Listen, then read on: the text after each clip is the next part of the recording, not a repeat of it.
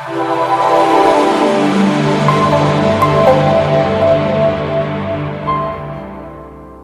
vipi mtazamaji wa VOC Sport? Na leo bana tunaenda kumwangalia mshambuliaji kinara raia wa Chad pale South Africa. Huyu si mwingine ni Sade Junior Diane, mshambuliaji mwenye mabao 12 mpaka sasa kwenye ligi ya PSL ambayo kwa sasa inajulikana kwa jina la Betway pale South Africa. Huyu ni mchezaji ambaye amekuwa akihusishwa na Simba baada ya mwalimu Steve Barker kuitaka saini yake. Aliwahi kutumika kwenye kikosi cha Marumo Galaxy ambayo mchezaji beki wakati wa kikosi cha Simba sio mwingine ni Ismail Olivier Toure ambaye anacheza kwenye beki ya kati na Rushen Derok. Ni miongoni mwa wachezaji ambao walishawahi kukutana na Sade Junior Diane. Kiasilia ni raia wa Chad, lakini amekuwa na chembe za usauzi kwa sababu ligi aliyoicheza kwa muda mrefu ni South Africa, lakini pia ni mshambuliaji mwenye uwezo wa kushuti nje ya lango, lakini pia pale ambapo anapata nafasi ya kwenda kulisakama lango, yani moja kwa moja. Yeye na mabeki push yake ni ya juu sana na ana nguvu ya moja kwa moja kwenda kumwataki mpinzani.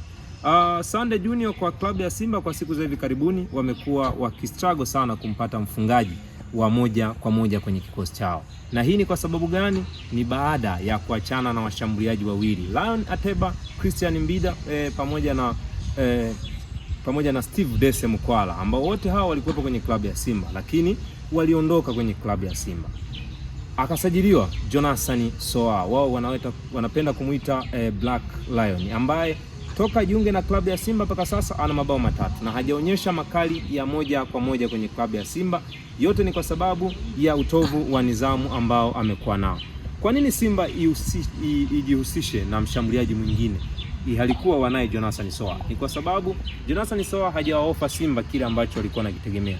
Hivyo Simba inawalazimika kuingia sokoni kwenda kumtafuta mshambuliaji mwingine. Na tetesi zinaonyesha kuwa Simba wameanza mazungumzo na klabu ya Arrows ya pale South Africa ili kwenda kuipata saini ya mshambuliaji huyu ambaye amekuwa ni tishio sana pale South Africa.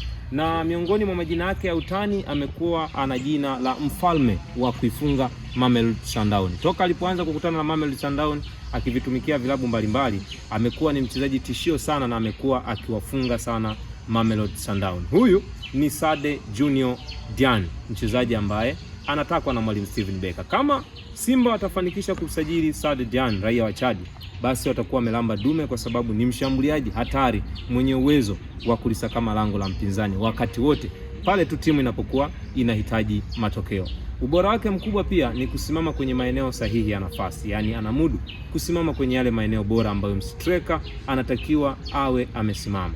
Kingine pia ni striker mwenye njaa na mwenye uchu wakati wote.